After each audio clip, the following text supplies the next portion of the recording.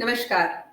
बड़ी बिंदी की साप्ताहिक श्रृंखला में आज आपका फिर से स्वागत है। और जैसा कि हम जानते हैं, हम हर क्षेत्र की विभिन्न हस्तियों को हर सप्ताह आपके सामने यहाँ लेके आते हैं और हर बार हमारी बड़ी बिंदी की कड़ी में एक बड़ी बिंदी हर बार जुड़ती जाती है। तो उसी तरह से आज हम आपके समक्ष यहाँ लेके आए हैं सुधा ठाकुर जी को। इनका उपनाम शशि है साहित्य के क्षेत्र में, और ये हिंदी और मैथिली में लेखन कार्य करती हैं। और इनके बहुत सारे और भी छोटे छोटे जो इन्होंने जो अभी तक इन्होंने साहित्य क्षेत्र में नाम अर्जित किया है, उसके बारे में हम एक एक परत इनसे बात करेंगे। तो ये कहते हुए मैं आज अपनी सभी बड़ी बिंदियों का पहले तो बहुत स्वागत करती हूँ। साथ साथ सुधा ठाकुर जी, आपका यहाँ पे बहुत बहुत स्वागत है हमारे साथ जुड़ने के लिए। Thank you so much. तो सुधा जी बताइए फिर कैसे लेखन क्षेत्र में ही क्यों आपका जो आपने निर्धारित किया कि मुझे आपको लिखने पढ़ने में रुचि है, और ये कैसे शुरू हुआ कि हिंदी में लेखन करना है या मैथिली में लेखन करना है? एक्चुअली अंजलि मैं लिखती तो बहुत पहले से थी, पर मैं इतनी जागरूक नहीं थी।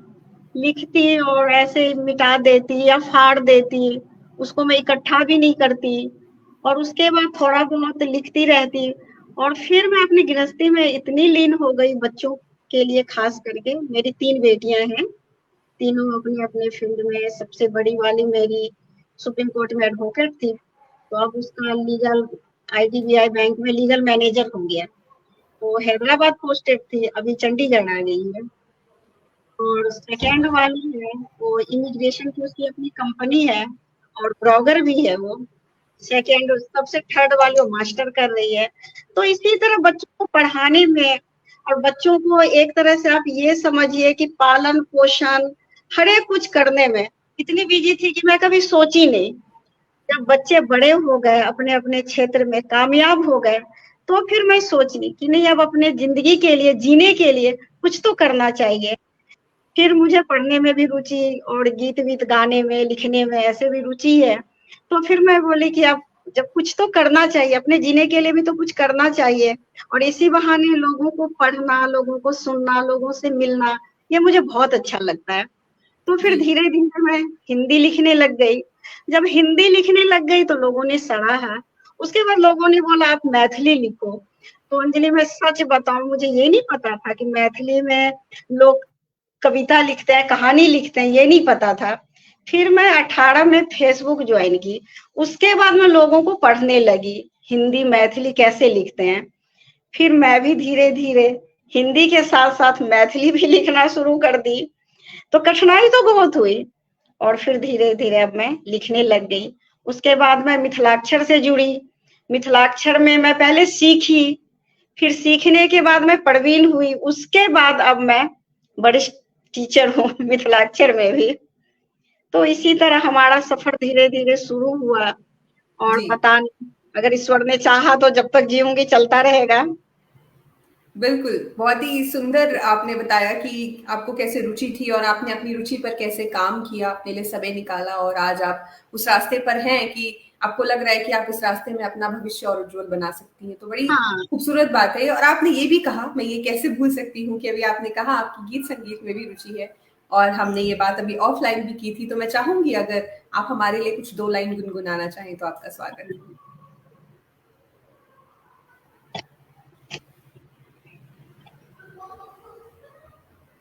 तो नवरात्रा भी है और नवरात्रा में फास्ट भी रखी हूँ, और थोड़ा माता रानी पे श्रद्धा भी है। तो एक छोटा सा माता रानी का ही भेंट आपको मैं सुना रही हूँ। जी जरूर। गला मेरा खराब है अंजलि, कोल्ड है, और उतनी मैं गायिका तो हूँ नहीं, पर ठीक है, सुना दूंगी जैसे भी टूटी फूटी आवाज में। बिल्कुल दीदी, बिल्कुल बिल्कुल स्वागत है। तुम रूठी रहो मैया, हम तुम्हें मना लेंगे। तुम रूठी रहो मैया, हम तुम्हें मना लेंगे। तुम रूठ तुम रूठी रहो, मैं मनाती रहूं। तुम रूठी रहो, मैं मनाती रहूं। माँ मनाने में मनाने में आनंद आता है, मनाने में आनंद आता है। तुम दीपक बनो मैं बाती बनूं, मैया दीपक बनो मैं बाती बनूं, जल जाने में वो जल जाने में आनंद आता है। मैया रूठी रहो मैं मनाती रहूं, मैया रूठी रहो मैं मनाती रहूं, मनाने में आनंद आता है। तुम नैया बनो मैं खिवैया बनूं, ओ मैया नैया बनो मैं खिवैया बनूं, पार जाने में आनंद आता है। तुम रूठी रहो मैया रूठी रहो मैं मनाती रहूं, मनाने में आनंद आता है, मनाने में आनंद आता है। तुम चंदा बनो मैं चकोरा बनूं, ओ मैया चंदा बनो मैं चकोरा बनूं, दिल लगाने में आनंद आता है। तुम रूठी रहो मैं मनाती रहूं, मनाने में आनंद आता है। तुम सुई बनो मैं धागा बनूं, ओ मैया सुई बनो मैं धागा बनूं, माँ पिरोने में आनंद आता है। तुम रूठी रहो मैं मनाती रहूं, मैं मनाती रहूं, मनाने में आनंद आता है।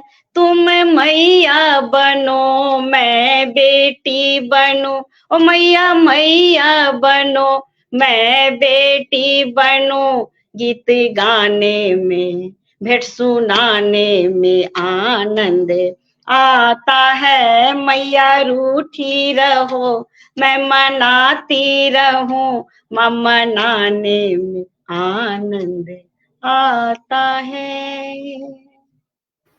वाह, बहुत खूबसूरत दीदी। और दुर्गा अष्टमी है आज, और दुर्गा अष्टमी में इससे खूबसूरत बात और क्या हो सकती है कि हमारी आपकी चर्चा आज इस भजन के साथ शुरू हो रही है, तो बहुत ही मीठा गाया आपने। Thank you. जैसा कि हम अभी बात कर रहे थे कि आप हिंदी और मैथिली में लेखन करती हैं, तो आगे मैं आपसे ये जानना चाहूंगी कि आपका काव्य संग्रह भी आया है एक, जो कि जिसपे आपने काम किया, उसमें आपकी बहुत सारी कविताएं हैं, जिसका नाम है स्वयं की पुकार। तो उसके विषय में अगर आप हमें कुछ बताना चाहें। स्वयं की पुकार एक्चुअली मैं जब हिंदी लिखना शुरू की तो फिर मैं फेसबुक पे पोस्ट करने लग गई। तो स्वयं की पुकार की एक एडमिन है सुरभि कश्यप, वो मुझे फोन की कि दीदी आप बहुत अच्छा लिखती हैं, तो आप अपनी कविता मेरे भी आप अपन लेखनी अपन स्वर उनका समूह है इस पे दीजिए, तो मैं साझा संकलन में आपका निकालूंगी। तो अच्छा लगा सुन के, तो फिर मैं 3 कविता भेजी, 3 कविता उन्होंने मांगा था, फिर मैं 3 कविता भेजी, तो तीनों कविता मेरा साझा संकलन में निकला, तो अच्छा लगा। उसमें से कोई कविता हमें सुनाना चाहेंगी? हाँ, जरूर, क्यों नहीं। तो ये जो स्वयं की पुकार कविता संग्रह है, ये हिंदी का कविता संग्रह है जी? हिंदी का। तो इसमें मेरी 3 कविता छपी थी। जैसे टिश, कविता का शीर्षक है टिश। जी। आज फिर से हद से गुजर गई तन्हाई है, आज फिर हद से गुजर गई तन्हाई है, आज फिर उनकी बातों में रुसवाई है। आज फिर हद से गुजर गई तन्हाई है, आज फिर उनकी बातों में रुसवाई है। निगाहों का कसूर है जो दूर तलक जाती है, निगाहों का कसूर है जो दूर तलक जाती है, तुम्हारी सूरत ही बस नजर आती है। निगाहों का कसूर है जो दूर तलक जाती है, तुम्हारी सूरत ही बस नजर आती है। तुम्हारे सिवा हमको और कोई कहाँ भाता है, तुम्हारे सिवा हमको और कोई कहाँ भाता है।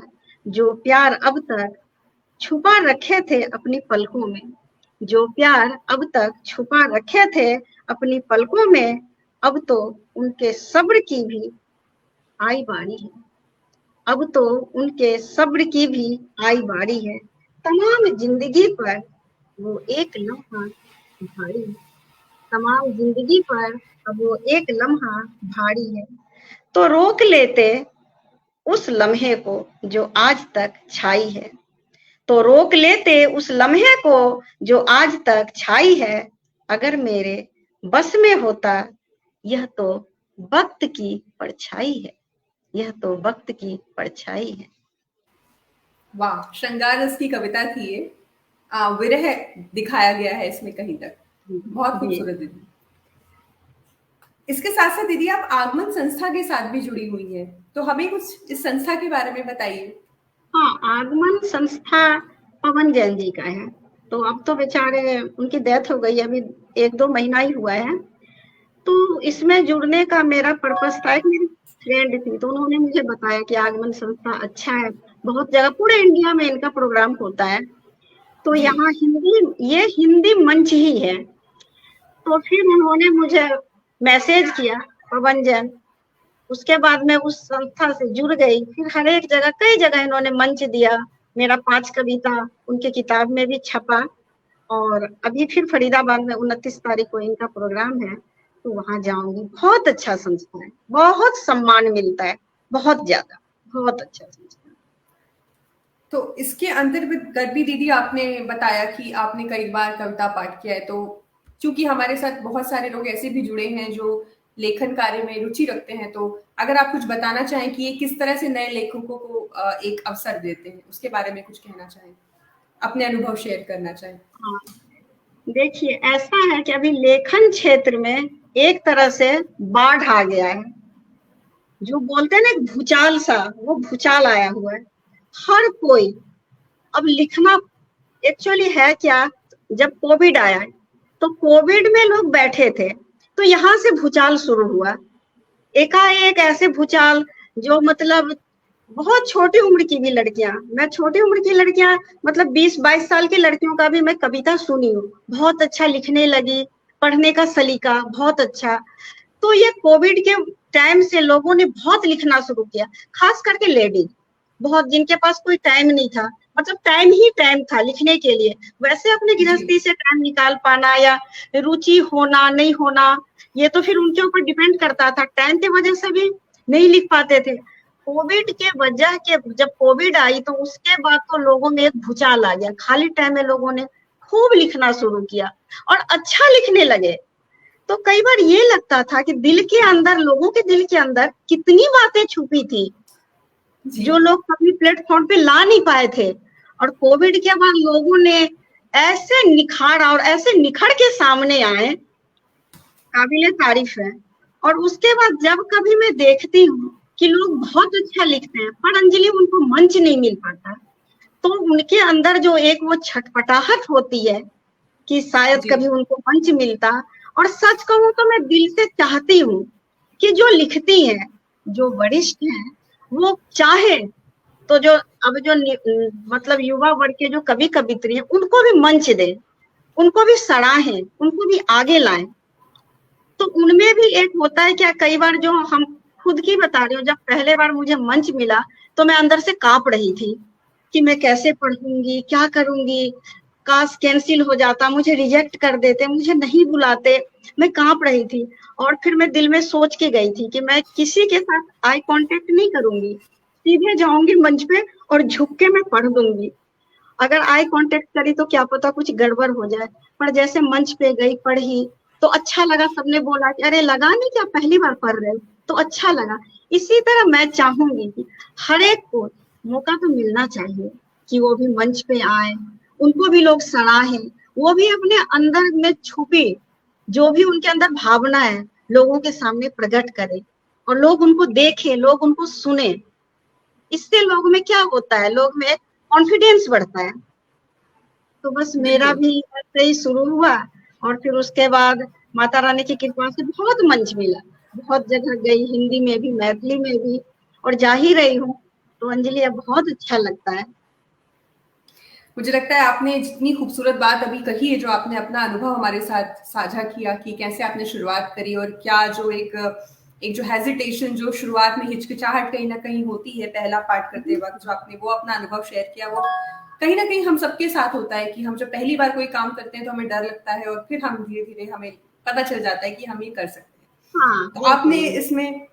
आपने इसमें युवा वर्ग की भी बात कही, और आपने कहा कि कोविड के दौरान काफी लोग अब लिखते पढ़ते हैं। तो इस बिंदु पर मैं आपसे जानना चाहूंगी कि ओवरऑल आपको क्या लगता है, आजकल हिंदी साहित्य और मैथिली साहित्य, साहित्य जगत की बात कर रहे हैं हम इन जनरल, जो युवा वर्ग का लिखने पढ़ने की रुचि के ऊपर आप क्या कहना चाहेंगे? युवा युवा वर्ग के लोगों के लिखने की रुचि जो उनकी है, देखिए, हिंदी भी लिखती है सब, और मैथिली भी लिखती है। तो हिंदी में देखिए, हिंदी बहुत इजी है, हिंदी जी। आप गलत नहीं कर सकते। मैथिली में वर्तनी बहुत गलत होती है, खास करके मैं तो बहुत गलत लिखती हूँ मैथिली में। फिर ठीक है, सीख रही हूँ, पढ़ रही हूँ, लोगों को देख के पढ़ना सीखना, इससे आप सीखते हैं, और लिखने में भी रुचि बढ़ती है, और आपकी वर्तनी भी थोड़ी सुधार होती है। तो ये, और युवा वर्ग में मैं बहुत देखी हूँ कि पहले हिंदी में मैं देखी थी, हिंदी में बहुत सारे, मतलब युवा वर्ग में कभी कवित्री बहुत लिखी, लेकिन अब देख रही हूँ एक दूसरे को देखते हुए मैथिली में भी लोगों का बहुत ज्यादा रुझान हुआ है, और मैथिली भी एक से एक लिख रही है, कविता, कहानी, दोहा, गजल, एक से एक लिख रही है। तो जी, अगर उनको प्लेटफॉर्म मिले और लोग सराहें, तो बहुत कुछ कर सकती है, बहुत कुछ। ये तो तो ठीक बहुत है। अच्छी बात है। मुझे आपकी बात ये हम सबको कहीं ना कहीं बहुत जिसको मैं कहती हूँ कि एक हिम्मत दे जाती है बात, कि सिर्फ हिंदी में ही नहीं, हमारी जो जो बिल्कुल, बिल्कुल, रीजनल भाषाएं हैं, चाहे वो मैथिल हो या कोई भी अन्य भाषा हो, अगर उसमें भी बिल्कुल, लिखना पढ़ना होता है तो समाज में बिल्कुल, क्या हो रहा है हमें कविताओं के तौर पे पता चलता रहता है। बिल्कुल, बिल्कुल। जी। आपने अपन लेखनी और अपन स्वर के विषय में मैंने पढ़ा आपके परिचय में सुधा जी, सो मेरे लिए ये शब्द नया है, तो मैं चाहूंगी आप मेरे दर्शकों को बताएं कि अपन लेखनी और अपन स्वर क्या है। अपन लेखनी, अपन स्वर एक समूह है। इसमें कवि कवित्रियां, जितनी भी कवि कवित्री, एक तरह से आप ये माने, एक वो परिवार है, उस परिवार में कवि कवित्री जुड़े हैं। तो उसमें एक तरह से, जैसे आप स्कूल जाती हैं तो पाठशाला में आपको होमवर्क मिलता है कि आज आपको जैसे लिखना है, आज आप दोहा लिखेंगी, तो सारे उसमें जितने भी कवि कवित्री हैं तो उस पर दोहा लिखेंगे। जैसे आज आपको दे दिया कि आज आपको गजल लिखना है, तो हम सारे उस पर गजल लिखेंगे। कथा दे दिया तो कथा लिखेंगे, कविता दे दिया तो कविता लिखेंगे। उसमें होता क्या है, ये एक तरह से परिवार है। अगर आप गलत करती हैं तो आपको हम बताते हैं, अगर आप सही लिखती हैं तो हम सलाहते हैं। फिर उसमें एक कंपटीशन भी रखा है कि अगर आप अच्छा लिखती हैं तो आपको सर्टिफिकेट मिलेगा, आपको प्राइज मिलेगा। तो इस तरह से मैं भी जुड़ी, तो मुझे बहुत अच्छा लगा। और जब कभी कुछ होता है, तो कोई फंक्शन हुआ या कोई उन्होंने प्रोग्राम किया, तो सबको एक साथ जोड़ के, जो भी आपके दिल में, आप कविता पढ़िए, कथा पढ़िए, गजल पढ़िए, तो यही एक संस्था है। और इसमें कई बार किताब भी निकलता है, मैथिली में भी कोई संग्रह निकलता है, तो आपकी भी 4 कविता लेंगे। तो इसी जी। तरह एक तरह से प्लेटफॉर्म है आपको सीखने का, आपको सराहने का, आपकी गलती को सुधारेंगे, आपके अच्छे को सराहेंगे। तो यही जी। अपन लेखनी, अपन स्वर बहुत अच्छा है, एक मतलब परिवार है हमारा, जिसे तो ये अटूट। एक तरह से हम कह सकते हैं संस्था है, या एक ग्रुप है। बिल्कुल, ग्रुप है, संस्था, जो भी कह लीजिए। जी। बहुत अच्छा, एक परिवार है हमारा, जिसमें हम खुल के अपनी बातें व्यक्त कर सकते हैं, अपनी बातें उनको बता सकते हैं, उनकी बातें हम सुन सकते हैं। बहुत मतलब एक ज्वाइंट फैमिली है, वो भी बहुत बड़ा। जी, ये बिल्कुल, बहुत बिल्कुल, अच्छा। बिल्कुल। तो दीदी, इन बातों के बीच में मैं चाहूंगी कि हमारे दर्शक, जो कि हमने अभी परिचय में बताया कि आप मैथिली में भी लिखती हैं, तो अगर हमें आप कुछ मैथिली में सुनाना चाहें। जरूर जरूर, क्यों नहीं।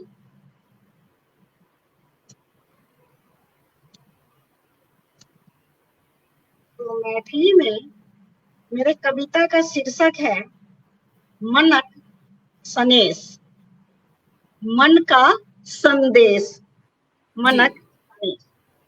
जो रहता वहां मेघक तारा, जो रहता वहां, समझ सकते हो तुम? मैथिली समझ रही हो? थोड़ा थोड़ा बहुत समझ पाती हूँ। ओके, पर हमारे बहुत सारे दर्शक हैं जो जरूर समझते हैं जी। बिल्कुल बिल्कुल बिल्कुल। जो रहता वहां मेघक तारा, सितारा बन सन रहता हूँ। जो रहता वहां मेघक तारा, सितारा बन सन रहता हूँ। नील गगन पर हुकुम चलता हूँ, मंद मंद मुस्कता हूँ। नील गगन पर हुकुम चलता हूँ, मंद मंद मुस्कता हूँ। 16 श्रृंगार लगाकर घूमता हूँ, 16 श्रृंगार लगाकर घूमता हूँ। रजनीगंधा सा केस महकता हूँ, 16 श्रृंगार लगाकर घूमता हूँ, रजनीगंधा सा केस महकता हूँ। नव कन्या बन रूप सजे, नव कन्या बन रूप सजबता हूँ, लाली लिपस्टिक लगबता हूँ। नव कन्या बन रूप सजबता हूँ, लाली लिपस्टिक लगबता हूँ।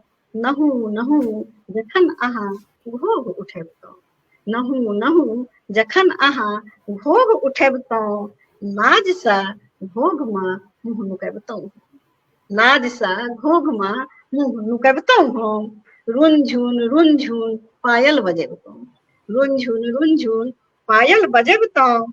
कंगन का सुर सुनबता हूँ, रुन झुन पायल बजबता हूँ, कंगन का शोर सुनबता हूँ। सतरंगी चुनरी लहराबता हूँ, नैन से नैन मिलबता हूँ। सतरंगी चुनरी लहराबता हूँ, नैन से नैन मिलबता हूँ। लोक लाज सब पाछू छोड़ता हूँ, लोक लाज सब पाछू छोड़ता हूँ। सांसक डोर जुड़ लेता हूँ, सांसक डोर जुड़ लेता हूँ।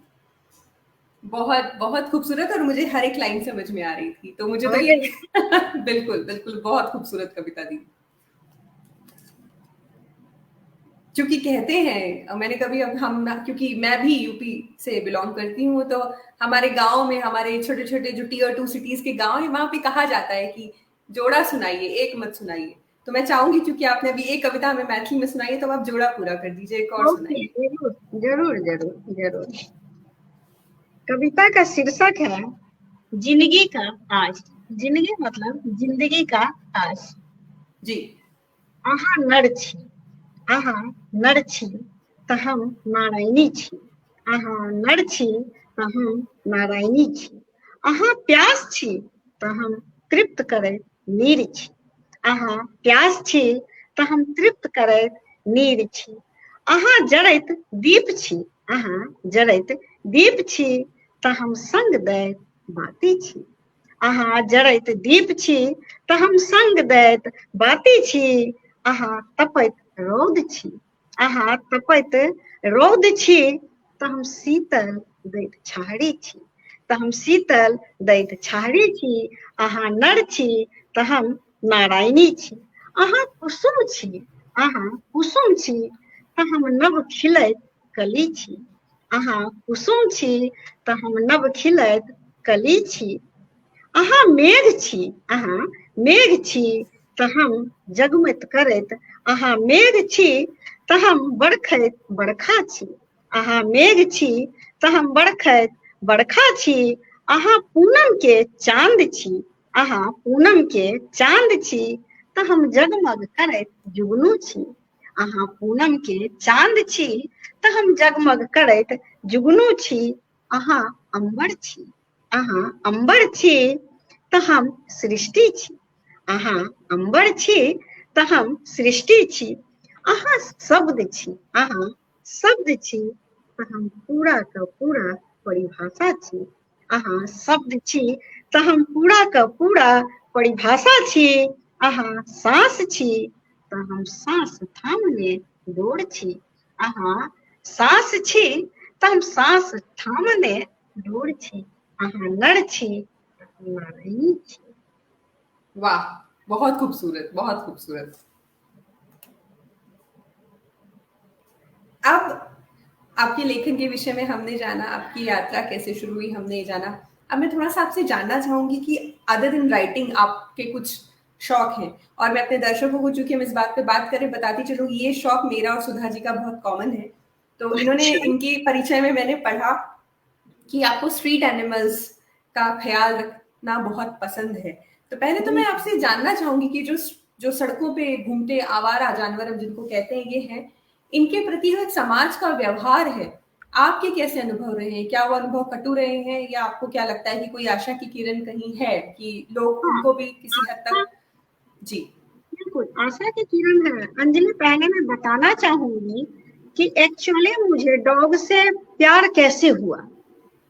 पहले हमारे यहाँ सब प्यार करते थे, हमारे बच्चे खास करके। मैं डॉग से ऐसे डरती थी और मुझे उनसे इतना घिन आता था कि उसको लोग कैसे हाथ फेरते हैं उसके ऊपर, उसको कैसे प्यार करते हैं, उसको कैसे हक करते हैं।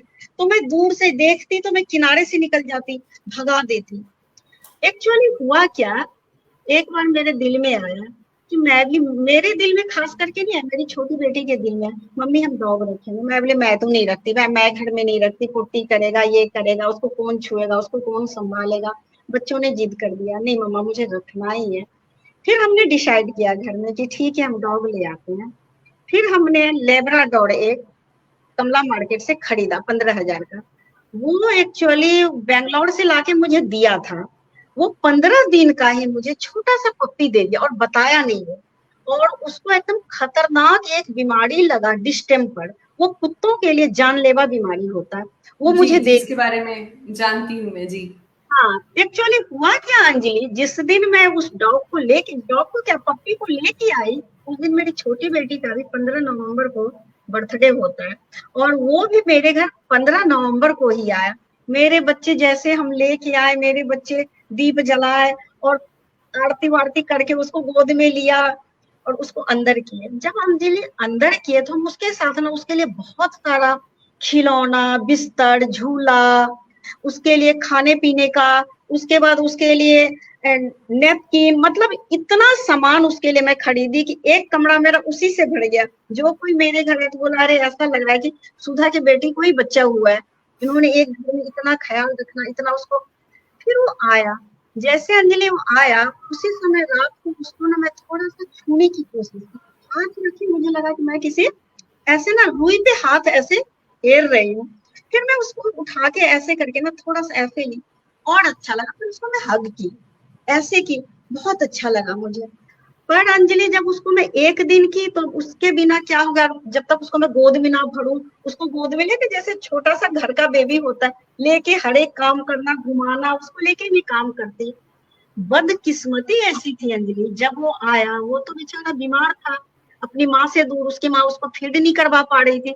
इतने छोटे बच्चों को माँ से दूर करना, ये तो बहुत ही मतलब एक क्राइम निर्दयी ही। कार्य है। हाँ, बिल्कुल। और वो ये तो इनका तो बिजनेस होता है, ला के आपको दे देंगे। और जो ये लेब्राडोर होता है देखने में ना अंजलि वो बड़ा सा ही लगता है, 15 दिन का भी ना पप्पी बड़ा सा लग रहा था।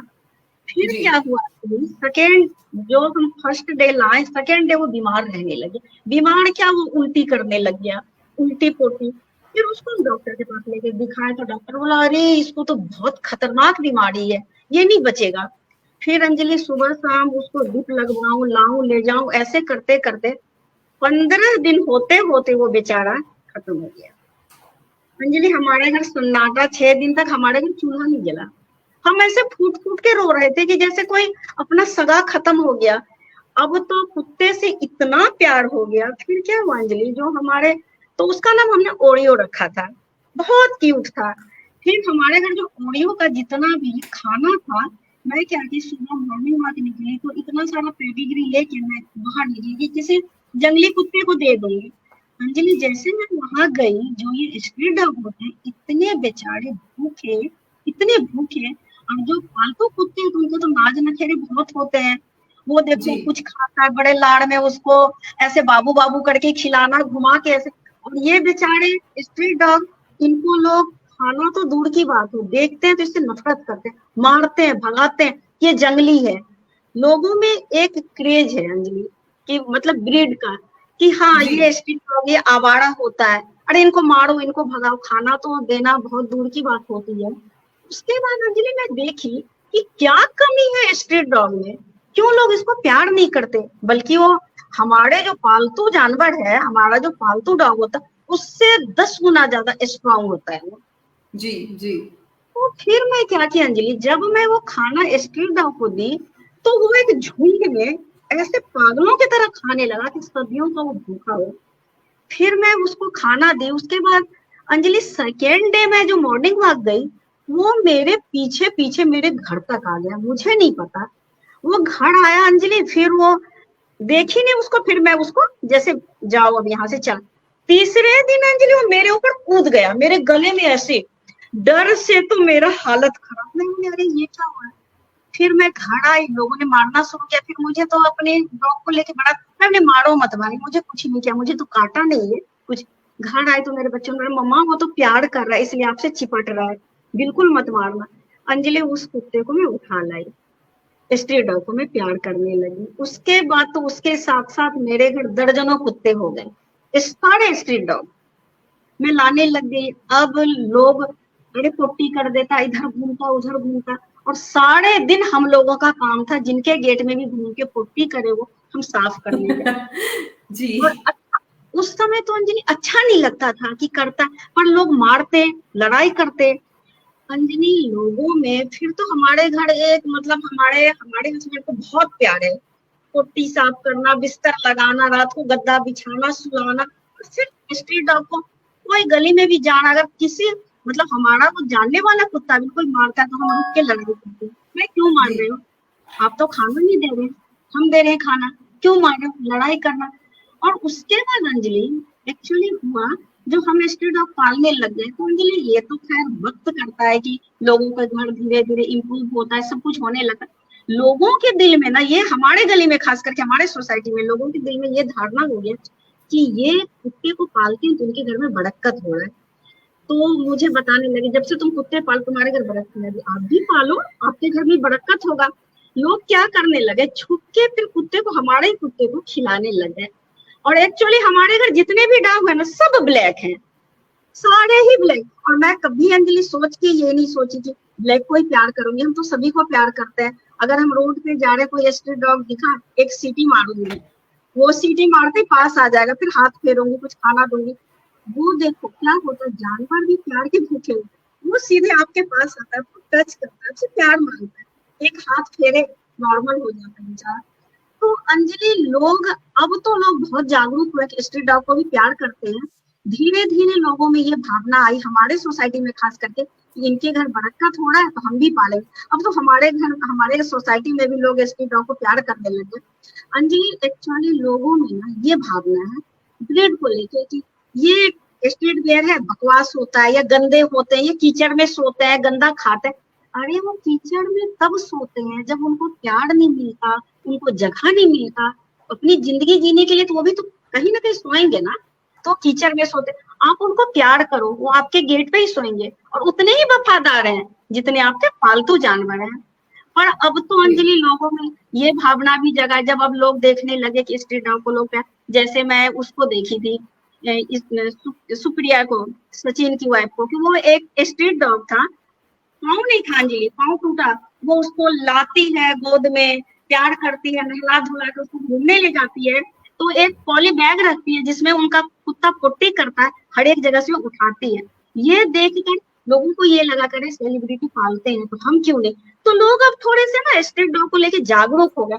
उसके बाद मैं देखी कपिल को, कपिल को देखी तो कपिल को भी देखिए कि स्ट्रीट डॉग को लाके और वो भी पाल रहा है, तो लोग ऐसे धीरे धीरे, अक्षय कुमार को, तो लोग अब अंजलि स्ट्रीट डॉग को लेके भी जागरूक हो गए। अब स्ट्रीट डॉग को भी लोग लाने लग गए हैं, स्ट्रीट डॉग को भी लोग प्यार करते हैं। पर हाँ, जो इतने ही गवार हैं जिनको आप समझा नहीं पाओगे, उनका तो आप कुछ नहीं कर सकते। पर हाँ, जो थोड़े से जागरूक हैं वो अंजलि अब स्ट्रीट डॉग को प्यार करते हैं, उनको लाते हैं घर, उनको पालते हैं। आपकी बात के साथ जोड़ के जरूर कहना चाहूंगी कि अपने दर्शकों के लिए भी, कि हम जो कहते हैं कि डॉग्स डॉग हैं, चाहे वो ब्रीड वाला हो या वो इंडियन डॉग हो, स्ट्रीट डॉग हो। जबकि जो इंडियन डॉग है उसकी कहीं ना कहीं तक रोग प्रतिरोधक क्षमता जो है वो ब्रीड वाले डॉग से कहीं ज्यादा होती है। तो उनके स्वास्थ्य पे भी आपको कंपैरेटिवली ब्रीड वाले डॉग की तुलना में कम खर्च करना पड़ेगा। आपको इजी एक टू मेंटेन डॉग्स है। आपको मैं एक बात बता रही हूँ, अभी हमारा भोला 6 मंथ हुआ होगा, अभी वो एक्सपायर किया। अंजलि 12 साल तो वो मेरे साथ रहा, और उसको कोई गली में देखता था वो शेर लगता था, एकदम काला लंबा खड़ा, और हम ऐसे हाथ देते तो यहाँ आके कूद जाता, गले में लटक जाता। 12 साल वो मेरे पास जिया है बेचारा, आप जी देखो। और जी जो आपके पालतू जानवर हैं, जो पालतू कुत्ता आप रख रहे हो, वो इतना नहीं नहीं जी पाता, इतना सरवाइव नहीं कर पाता वो, क्योंकि वो बंदिश है, उसको उसको नहीं खेलने का मौका मिलता। आपके साथ वो कितना खेलेगा। और ये जो स्ट्रीट डॉग है, बाहर खेलते हैं, उनको प्यार मिलता है, अपने कुत्तों में लड़ते हैं, झगड़ते हैं, खेलते हैं, वो स्ट्रांग है। तो वो इनके पालतू की अपेक्षा स्ट्रीट डॉग ज्यादा जीते हैं, वो ज्यादा स्ट्रांग बिल्कुल। होते हैं। बहुत अच्छा लगा मुझे ये जान के, आज शायद पहली बार मैंने किसी से ये सुना, क्योंकि मुझे भी जानवरों से बहुत प्रेम है, तो मैं काफी लोगों के टच में रहती हूँ कि किन्होंने किन्हीं किसी ऐसे व्यक्ति के विषय में जिसने पहले ब्रीड का डॉग लाया हो और उसके बाद चलते उनको ये एहसास हुआ कि ये कुत्ते भी हैं जो हमें उतना ही प्यार करते हैं। आप में बिल्कुल। कूट कूट के मैं कहूंगी ये दयालुता और ये प्रेम भरा है, और भगवान इसको आगे खूब बढ़ाए और आप इसको खूब फैलाएं अपने आसपास लोगों में। बिल्कुल, बिल्कुल, आपको पता है हमारे बच्चे, हम जितने मतलब पूरे फैमिली हमारी बहुत प्यार करते हैं, बहुत ज्यादा। तो बहुत अच्छा लगता है अंजलि, जब कोई मारता है तो लड़ाई करना रुक के, अरे क्यों मार रहे हो, पकड़ना उनको, लड़ाई करना उनसे, अच्छा लगता है अंजलि। और जी इतने ही वफादार है जितने आपके पालतू हैं, उतने ही वफादार वो भी है। बस एक बिल्कुल लोगों का नजरिया बदलने का है बस। बिल्कुल बिल्कुल सही बात है। और एक और शौक है आपका जिसके बारे में मैं आपसे फिर पूछना चाहूंगी कि आपको बागबानी का बहुत शौक है। और बहुत मैं शौक। चाहूंगी कि आप हमें कुछ पहले तो बताएं कि आजकल आप अपने बगीचे में क्या उगा रही हैं, कौन से सीजनल पौधे आप उगा रही हैं, और साथ साथ हमारे दर्शकों को कुछ टिप्स भी देती चलिए। हमारे बगीचे में भी बहुत फूल है, गेंदा, गुलदावरी, अपराजिता, तीरा मीरा, उसके बाद गुड़हल, डालिया, मालती, मोगरा, बहुत फूल है हमारे बगीचे में। और वैसे मुझे सब फूल वाली आंटी कह के ही बुलाते हैं सोसाइटी में। हमारे तीनों फ्लोर पे फूल ही फूल है, बहुत फूल है। तो बस होता क्या है, ज्यादा कुछ नहीं करना होता है। आप टाइम से खाद पानी, पानी तो खैर रोज दीजिए, जब अब तो थोड़ा मौसम चेंज हुआ है तो 2 दिन पे 1 दिन डालिए, पर गर्मी में आप दोनों टाइम डालिए। और इनको कटिंग कीजिए, कटिंग करके जैसे पीले पत्ते हैं उनको झाड़ दीजिए, उनमें खुरपी चलाइए, गोलाई कीजिए। और उनमें जितना आपके घर में किचन में सबसे मेन जो हमारा कंपोज होता है किचन का ही होता है। जितना भी हमारे घर केला के छिलका से लेके संतरा का छिलका, हर एक छिलका, घिया तोड़ी, चावल का पानी धोती हूँ तो वो मनी प्लांट में देती हूँ, इससे मनी प्लांट में ग्रोथ होता है, मनी प्लांट का पत्ता चमकता है। और मनी जी प्लांट में एक आप दूर से ही देखोगे तो उसके पत्ते में भी, वो पत्ता भी आपको कुछ बड़ा सा ही लगेगा। ये एक तरह से बहुत ही बड़ा इसमें कंपोज का काम करता है। चावल दाल जो भी आप धोते हो ये पानी दो, कई बार आप छाछ दे दो, छाछ को पानी में मिलाए पतला करके स्प्रे कर दो, जितना भी कीड़ा वगैरह चला गया।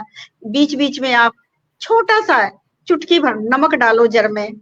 तो पौधे तो बस यही है, छोटा सा केयर मांगता है, बहुत अच्छा पौधा, बहुत चलता है। जी और हमारे यहाँ पता है क्या करती हूँ, जितने बार मैं कटिंग करूंगी पूरे सोसाइटी में बांटती हूँ। और हमारे यहाँ तो हम सोसाइटी में लगवाते भी पौधा है, सीजन के हिसाब से गली में पौधे लगवाऊंगी, माली बुलवाऊंगी, खाद वाद डलवाऊंगी, साथ चलूंगी। तो पौधे का बहुत शौक है।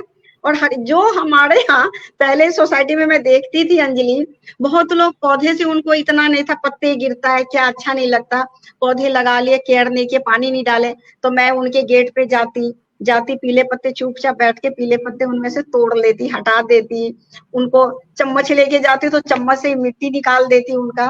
तो देखते क्या कर रहे हो मेरे पौधे में, मैं बोली पौधे का केयर करी, ऐसे करो ना आप भी, बहुत अच्छा लगेगा, बहुत फूल खिलेगा, आपके गेट में सुंदर लगेगा।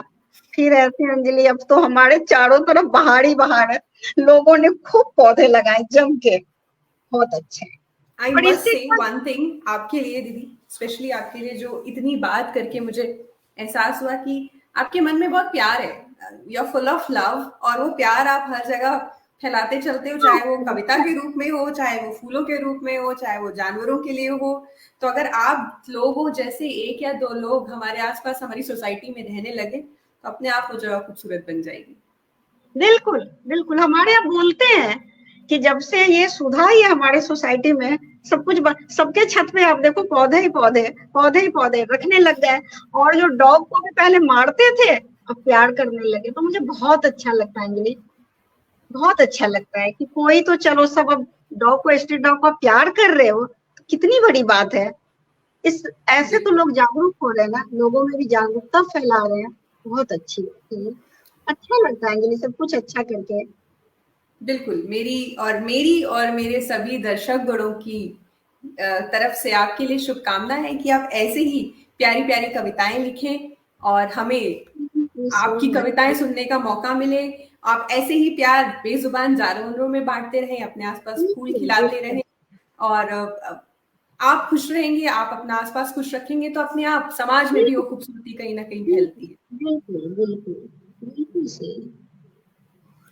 तो ये था आज हमारा सेशन सुधा ठाकुर जी के साथ। और सुधा ठाकुर जी, आज सच में आपसे बात करके मुझे बहुत अच्छा लगा, और हमारी बड़ी बिंदियों को भी आपसे कुछ नया जानने, समझने, प्यार कर सकने, अपने आसपास के जानवरों से, पौधों से लेखनी के रूप में उसको फैलाने, बहुत कुछ जानने और सीखने का समय और सलीका सीखा हमने आज से। उसके लिए आपके लिए बहुत बहुत धन्यवाद, और आप ऐसे ही हंसती मुस्कुराती रहिए, ये शुभकामना है हमारी थैंक यू तरफ से। सो मच अंजलि, और आपसे भी बात करके मुझे बहुत अच्छा लगा, बहुत स्वीट हुआ, बहुत ज्यादा, बहुत अच्छा लगा थैंक यू। आपसे भी बात करके।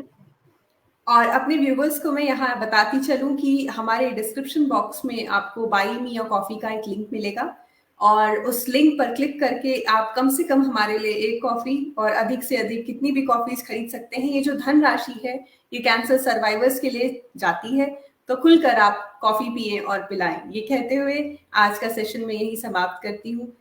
धन्यवाद। Thank you so much.